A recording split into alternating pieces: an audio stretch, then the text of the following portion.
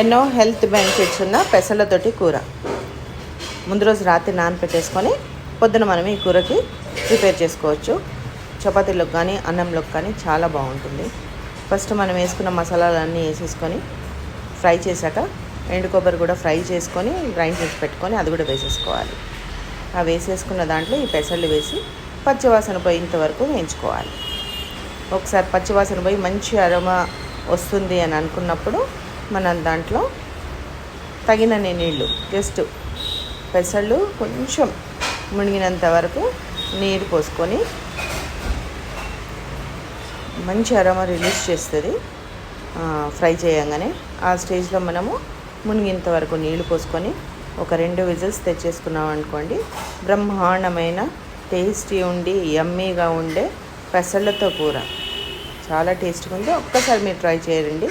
full link నా video